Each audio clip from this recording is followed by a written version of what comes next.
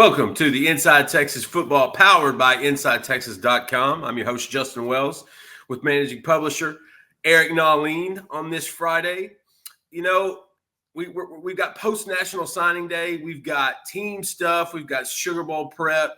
There's a lot to discuss today on Inside the Program, Eric. I think most people want to know how Texas is going to wrap up the 2024 cycle in the first window. But before we talk about that, please like and subscribe here for Inside Texas. We would surely appreciate it. The more the merrier. Come hang out with us at InsideTexas.com. It's a great time. Eric, how is Texas going to finish? There's one more day. Today's the last window to when they can sign. Yep. There's a few guys still in the hopper, still in the mix. What are we looking at? Well, you got to look at the need. Need positions are still one more wide receiver and one more defensive tackle, possibly two if the guy's just too good to pass up. You never turn down the best player available because it's so easy to make room on the roster if you need it. But you look at wide receiver, you got Aaron Butler, Calabasas, California. Looks like Texas or Washington.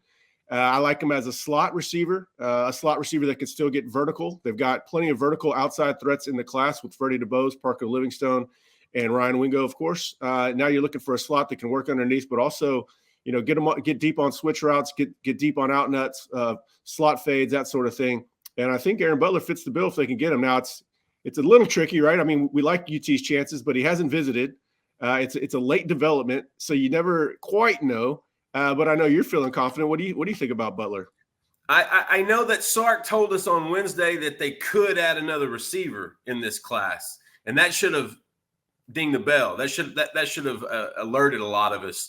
And then the fact that they had, Chris Jackson went and saw this kid one time a couple weeks ago during that period where, he built a relationship. He kind of got to know him a little bit. We didn't know if it was going to be necessarily a take at the time.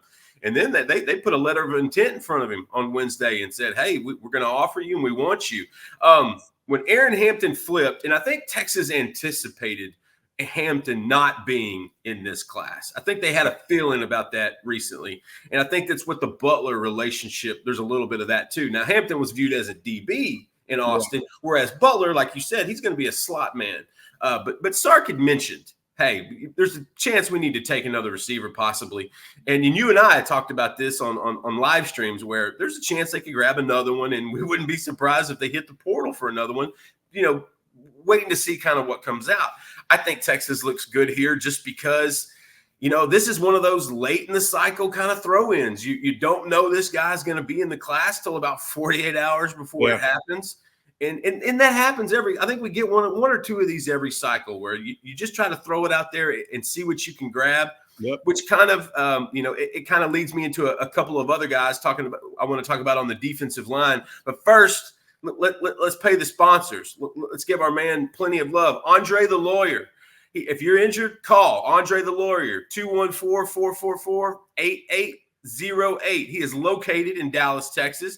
Andre helps injured Longhorns, car wrecks, slips, falls, 18-wheeler accidents, on-the-job injuries, and wrongful deaths. Andre the Lawyer is our dude. He is the guy you need to call. He is a big supporter of Inside Texas. We're big fans of the guy. And if you're hearing this and he wants to help you, please give him a shot. 214-444-8808. Andre the Lawyer. Hit him up whenever you need to. You hate to have to, but if you do, hit him up. Hey, he's one of my favorite posters too. Hey, I like the lurkers myself. Well, the lurkers are always the best, but Andre's always busting my chops. You got to stay on your toes around him. Oh man. D-line. Texas is going into the SEC this year, Eric, next in the summertime. They've got three really good defensive linemen in this cycle. They'd like to add another one. We know that they'll always look at the best available in the portal when it comes to D-line recruiting every cycle. We've had a few names pop up here recently, and then we have some old names that we knew about. Let's start off with one that I think we can get out of the way pretty early, and that's Dalen Evans out of Pine Tree High School in Longview, Texas, committed to A&M for well over a year. He'd been flirting with Florida for the last about 6 months. Texas and Blake Gideon. Blake Gideon had kind of kept the relationship going with Evans this whole time. He's the East Texas region guy for Texas. And so I guess they put a letter of intent in front of him on Wednesday and told him that they'd like to have him in the class. As of this morning, I think that is highly unlikely. I think it was highly unlikely to begin with, but we have to acknowledge it because you never know. It's recruiting. It's the last few days of the cycle. You never know. And so, Eric, throw out a few words about Dalen Evans, and we'll move on to someone that we feel like will go to Texas. Yeah, well, I mean, he fits what they're looking for. They need another defensive tackle. They like the swing guy that could play 5 tech on in, similar to Alfred Collins has played. Dre Bledsoe kind of fits that mold as well. He's got a good athletic profile, good track or not track, but shot throw numbers, shot put, discus. He's got some explosive power in that regard. But yeah, it's a very weird development. He's been committed to A&M since July of 2022. I think that was not long after we saw him in DKR in June at a camp for Texas, and he had very little interest in Texas at the time. So this is a surprising development. Sounds like it's not going to go anywhere based on what you're hearing. But they still need a fit. Coming into this class, they needed 4 defensive linemen. They've got 2 really good ones as far as interior space eaters in January and DeAndre Robinson. They've got Melvin Hills who can slide around, but they need one more, preferably a difference maker, preferably one with a higher floor. You'd like a guy that you feel confident you're going to hit on. I think Evans' career can go one or two ways. Hey, you said higher floor, so we're going to shift to the guy with the highest. And to me, that's probably – man, I really like Alex Foster, but I think the potential tag is squarely on Dominic McKinley, the Lafayette, Louisiana cat. This is committed to Texas A&M forever. He looks like he's going to wait until February to go ahead and sign, and so gives him another 6 weeks, him and his family, to kind of figure out what they want to do. We've heard Texas could get a visit. We've heard LSU is likely going to get a visit. Tennessee has jumped into the mix as well. For National Signing Day 2, I think Dominic McKinley and Alex Foster are 2 guys Texas fans need to know. Foster, especially Baylor commit, Greenville, Mississippi. That kid is a Tavondre Sweat starter kid, like our man Ian Boyd had described. E, tell me we know they wanted to get 4. So we know they're going to push for one of these 2 guys, if not both, in the second cycle or second window rather. Tell me a little bit about both and kind of your gut feeling on each one of them right now. Well, I think they're somewhat similar. They're both very long. They're both athletic. They can both play 5 tech on in, like Alfred Collins. I think Dominic McKinley is somebody I've compared to Alfred Collins in the past. I don't know that he's going to be a 4-year difference maker, but if it all clicks like it has for Alfred late, he's going to be very good. Tons of upside. He's just a rare combination of size and athleticism. Foster's very long arms, got broad shoulders. He's going to put on a lot more weight than he's carrying right now. I think that's where the comps to Tavondre Sweat come from. Yeah. Big old hands. I'll never forget shaking Tavondre Sweat's hand and feeling like the smallest man on earth. People equate weight with size. You got to equate where the frame is going to go. Like Ty Anthony Smith, a lot of people are calling him small. He's not small. He's light. He's going to be big. It's all about where can the functional weight go? How much space can you carry? And Foster has a lot of room on his frame to carry a lot of good weight. So he's going to be an interior player. And if he keeps his athleticism while adding that weight, that's where he can potentially become a monster. I think a lot of times the networks do a bad job of projecting where the body's going to go, which ultimately decides where the player is going to play. Yeah. That's what they missed on Tavondre Sweat. I had him as a 4-star. Everybody else had him as a 3, a middling 3. But I had a good understanding of where his body was going to go. And I think, Foster's the guy I would take if I was Texas. But at this point, they can't get greedy. They got to get a 4th one. Hopefully they can get one by, just recruiting both through the whistle, positioning yourself in both, and hopefully one breaks your way. But, LSU is going to be all in on Dominic McKinley. That's going to be a tough one for Texas to win. Absolutely. And with Foster, too, don't forget, he's a Baylor commit. He has stayed committed to Baylor this entire time. He's had a slew of schools come at him in the last 3 or 4 months, and he's maintained his relationship with Baylor, and I kind of respect that about him. I love that he's a little more open-minded, but he's also, trying to be loyal. Because a lot of times people don't realize, they think kids easily decommit, like it's just a tweet they put out, that they do this easy. Kids really struggle with this a lot. Some really good kids struggle with decommitting. They felt like they've lied to people. They felt like they're going back on their word. And so Foster's one of those that I respect that he's held so true so long. And then with Dominic McKinley, I'm looking down the road. I like Darius. Let me tell you something. If you like Dominic's tape, turn on Darius McKinley. Yeah, I think he's better. I think he's definitely got more upside. Just watch Darius run track, and you're like, he's an automatic take. Yeah, his size, 6'3", 205. Yeah, I mean, he's a big old kid. He plays with a different motor than Dominic. So, but those are two guys, and those are two guys in the mix because Texas, like you said, they want to take 4 in this cycle. They're headed to the SEC in the summer.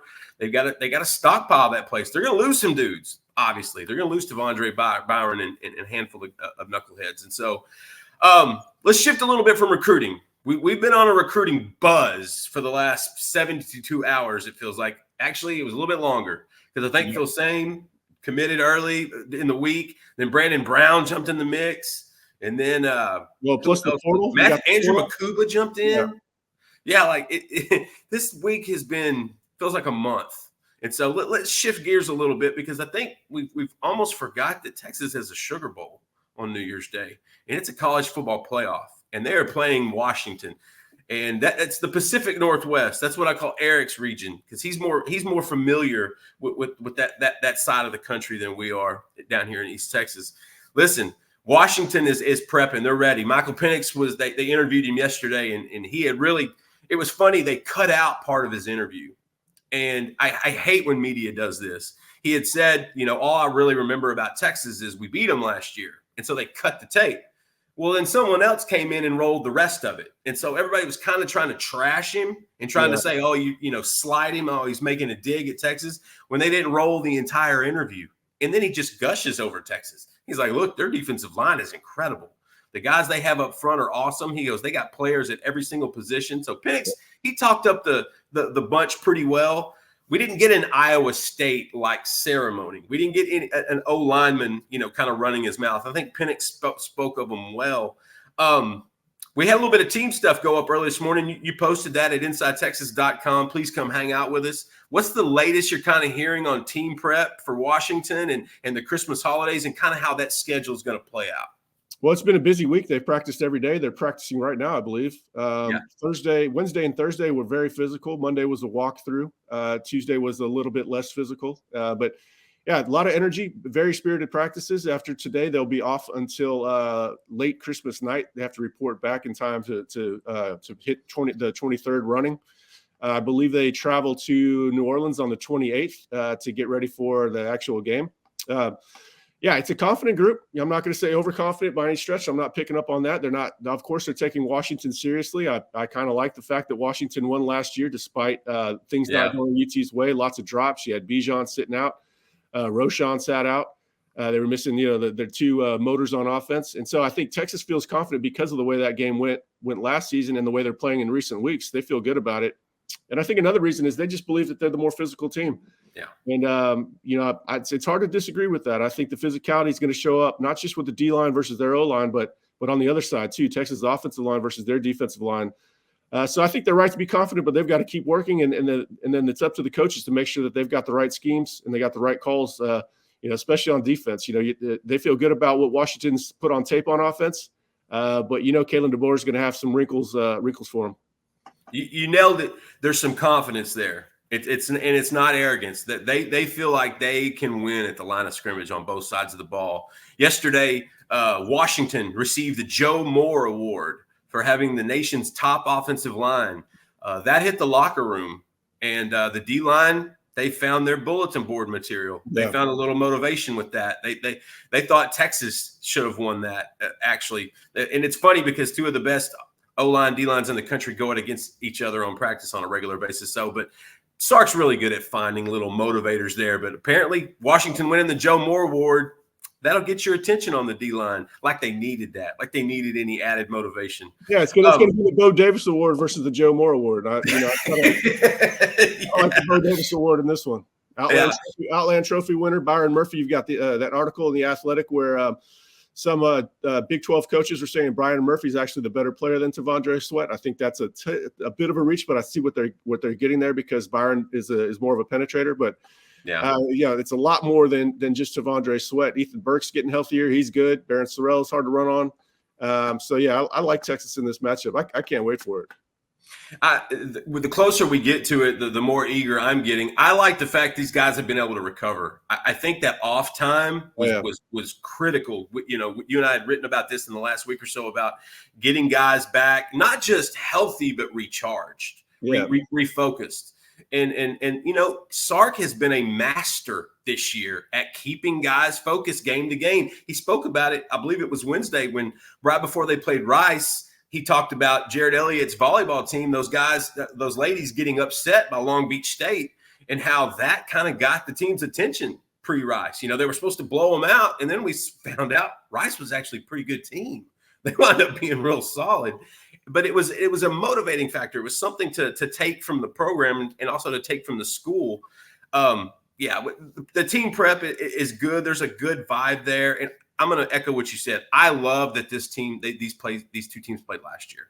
I think that actually benefits Texas. I think that gives them a little heads up. They didn't play the best game last year and still kept it close. And Quinn Ewers had his breakout. People don't remember that. He had his breakout last year in that Alamo Bowl. They opened up the offense a little bit more. Ewers was a little bit more healthy. He's a little bit more confident. And he went from, I think it was about 352 yards passing. I mean, he had one of his best days. And so I love that they're gonna face each other. Yeah, I like that the defensive backs know the play speed of the wide receivers that they're gonna face. You got Jalen McMillan back healthy, who had a big game last year.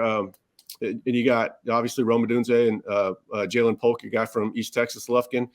They're not going to be surprised by how well those receivers move. They're not going to be surprised about their moves, their double moves, how they run routes. So I think that's a big advantage for the defensive backs. You know, if you're seeing those guys on tape for the first time, you might come into this game with a little apprehension. You might be playing on your heels a bit. I think Texas is going to play those receivers aggressively and soundly. And I like the fact that they're not going to. I don't think they'll have to dictate a lot of numbers towards the run game. I think they can focus more in pass coverage and leave it up to the Bo Davis Award up front to stop the run. And I think they're going to have to, especially when they're missing Derek Williams for a half. That one still stings a little bit. Yeah, an interesting note in the Humidor today is that Jahdae Barron's been getting some reps at safety, and even Jelani McDonald. I anticipate Jelani McDonald going to safety during spring ball. He's getting some looks there. Obviously, numbers are low. It's a bit of a concern, but Michael Taft so far and Jaron Thompson have remained healthy. So knock on wood that remains the case. Yeah, those are actually big factors. Be sure and check that out in the Humidor at InsideTexas.com. We talked about a little bit about how National Signing Day 2 could end. Dominic McKinley, Alex Foster. There always could be the chance for the best player available popping up, a new evaluation, things of that sort. We talked about those guys.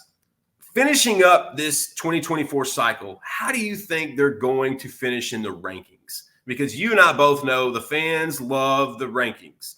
Yeah, I think it was yesterday we were talking about it at InsideTexas.com, how Texas, I believe, was number 4 after the Ty Anthony Smith ranking. We went to bed, and they were the 5th ranked team. And then Oregon added somebody yesterday, I believe it was a defensive tackle out of California, which pushed them up, which pushed Texas to 6. Fans love where you're going to be ranked. They love that final ranking. Give us your best idea of what that number is going to be for Texas when it's all said and done and those guys are signed, sealed, and delivered. Well, it sounds like they should go steal somebody from Oregon to Oregon's cause and help Texas. Yeah, I don't know, man. When I say top 5, it's more about the quality. Is the top 5 in quality. Quality can vary from cycle to cycle. 1 year, top 5 is the top 3. 1 year, top 7 is the top 5. My question is, did they fill needs? That's an article I'm going to work on in the next day or so. And yeah, they're on pace to fill all their needs. They only needed 1 linebacker. They filled that the other day. They need 4 wide receivers. They're working on that with Butler. They need a defensive tackle, as we talked about. They're getting close to that. I care more about it from a practical standpoint, from the roster management standpoint. What recruiting is all about is roster management. Did you feel the needs that you had coming into the class? We knew that they needed a high upside quarterback that was going to be okay following Arch Manning. Trey Owens is the personification of that. We know that Tashard Choice wants 2 running backs in every class. They got a high upside guy and they got a workhorse in Jarrett Gibson. They're on their way to the wide receivers. They got a 2-way tight end, might not be as game ready or as immediate as some would hope, but he's a 2-way upside tight end that can catch the ball and block in Jordan Washington. So check the box there. They would have liked 3 or 4 offensive linemen. They looked at 4 for a long time, but 3 is okay given numbers on the roster. They got a lead tackle, which is always a need, so that's a huge one. They got the center of their dreams in Daniel Cruz. They got a guard that I think a lot of people are sleeping on because of his mobility, and Nate Kibble. So, and then of course they loaded up at cornerback. I don't think we've even talked about it, but this has to be one of the best cornerback classes of the century. And so, I mean, they loaded up on a lead safety. They had a hard time finding a lead safety in this class. Ended up being Phil Simi, Jordan Johnson-Rebel. I like his intangibles. Field general, got some quick twitch to him. Got a good range as a run. I think he's going to be a tackling machine from the safety spot eventually. Absolutely. So, if you looked at needs, we don't know other teams as well as we know Texas. Okay, but we don't know if they match the exact needs that they had. You can have a top 5 class, but it's heavy at one position, like we saw with Texas A&M and defensive line. Was that really the number 1 class in the nation? If you looked at roster needs, no, it was number 1 based on star ratings and stuff like that. So it's a top 5 class no matter what anybody says to me, because I look at how they match needs. What's funny is, and Paul Wadlington, our buddy at Inside Texas, and I talked about this yesterday. It's funny because South Carolina signed 16 4-stars. They nailed 16 4-stars, and that was good enough for 11th in the SEC recruiting rankings. 11th. Yeah. And so I think we're in new territory, Eric. This is a new ballpark, new everything. Yep. And I think Sark's fit into it pretty well with the way he started in 2025. Yeah, I mean, he's the perfect head coach for this climate for Texas. And we said it was all lining up years ago. When Texas was going to the SEC, the NIL era, expansion of the playoffs, it all set up well for Texas. And Steve Sarkisian, it was teed up for him. He teed it up himself too, and he's hit it right down the middle of the pipe. He's the perfect coach for this climate, for this school. There can be different. He might not be the best coach for another school, but he's perfect for Texas. I think he's going to show that in the next couple of weeks, probably with a very spirited effort in the playoffs, and he's going to be rewarded handsomely in January. Man, there's a lot of alignment going on in Austin right now. It's with a different guy than what we had thought, but it's definitely the guy that they needed and the guy that they wanted. And so I think you nailed it. He's perfect for this climate. One more time, I want to let everybody know about Andre the Lawyer. This guy, he's a big Inside Texas member, but he's more than that. He is the lawyer you need. Call him at 214-444-8808. He's located in Dallas, Texas. He helps injured Longhorns. He helps injured anyone. Car wrecks, slips, falls, 18-wheelers, on-the-job injuries, wrongful deaths. Andre will take care of you. Andre the Lawyer is the guy that you need. We love him at IT, and you'll love him in the courtroom if you ever need him. Give him a buzz, 214-444-8808. Eric, that's going to wrap up another edition of Inside the Program. We touched on some stuff that could go on today. Aaron Butler, a little bit of Dalen Evans news. We touched on the National Signing Day class, how it could finish in the second window in about 6 weeks. And then we talked about team prep, because there's some excitement, man. These guys have a quiet confidence, and the more I think about it and the closer we get to the Sugar Bowl, the better I feel about it. And so we went ahead and we nailed all those subjects today. Do you have any parting shots, my man? Well, if we don't talk to you before then, Merry Christmas to everybody. Enjoy your family. Eat a lot of food. Drink responsibly, but, have fun too, not at the risk of not having fun. Open some presents. Enjoy the faces on your kids, and Merry Christmas. Do a big solid for us. Like and subscribe to Inside Texas Football YouTube channel. We have such a great production going on. We're so thankful for all the guys that have helped us behind the scenes. This thing is growing faster than we imagined. I woke up this morning with an amazing sense of gratitude for everything that's gone into it. Let's keep building it. Let's make this the monster that we know it can be. Like, subscribe, but mainly come hang out with us at InsideTexas.com. It's a great time. It's one of the best communities you're ever going to come across, and it's at the best time. Good recruiting, great team. There's so many things going on. It's hard for us to keep up with. And also, have a Merry Christmas. Everyone, enjoy yourselves, and hook 'em.